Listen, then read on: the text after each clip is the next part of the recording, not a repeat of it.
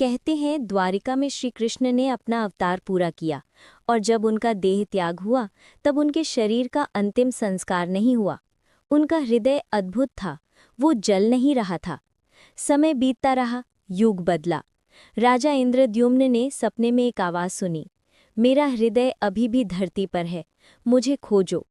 राजा ने अनेक स्थानों पर खोज की। अंततः समुद्र किनारे एक लकड़ी का दिव्य लट्ठा मिला जिसे नीम की लकड़ी कहा जाता है। कई दिनों तक अंदर से ठक ठक की आवाज़ आती रही, लेकिन कुछ दिनों बाद आवाज़ें बंद हो गईं।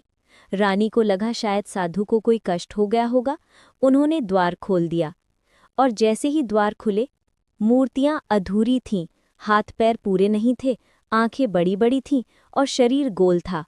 राजा दुखी हुए, उन्हें लगा मुझसे गलती हो गई। तभी आकाशवाणी हुई, यही मेरा अनंत प्रेम का रूप है। ये रूप लोगों को बताएगा कि भगवान रूप से नहीं, भाव से मिलते हैं। और ये रूप हुआ भगवान जगन्नाथ।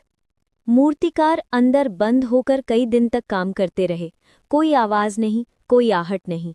रानी को चिंता हुई, कहीं मूर्तिकार मर तो नहीं गए। घबराहट में राजा ने दरवाज़ा खोल दिया और जैसे ही दरवाज़ा खुला, मूर्तिकार तो गायब हो चुके थे और मूर्तियां अधूरी थीं। हाथ पैर पूर्ण नहीं थे, आंखें बड़ी बड़ी थीं और शरीर गोल था। राजा दुखी हो गया। जगन्नाथ जी, उनके भाई बलभद्र और सुभद्रा को हर वर्ष ज्येष्ठ पूर्णिमा के दिन 108 कलशों से स्नान कराया जाता है। ये माना जाता है कि ये भगवान का जन्मदिन है।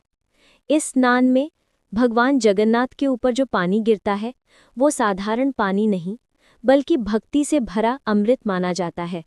हर वर्ष ज्येष्ठ पूर्णिमा के दिन भगवान जगन्नाथ, बलभद्र और सुभद्रा की 108 कलशों से गंगाजल, चंदन, दूध, केसर और पवित्र जल से अभिषेक किया जाता है। क्यों? बहुत समय पहले द्वारिका में भगवान श्री कृष्ण ने धरती पर अपना अवतार पूरा किया और उन्होंने अपना देह त्याग कर दिया। उनके शरीर का अंतिम संस्कार करने की इच्छा में अनेक देशों से भक्त आए, परंतु उनका शरीर अग्नि में पूर्णतः विलीन नहीं हुआ। भगवान की बहन सुभद्रा और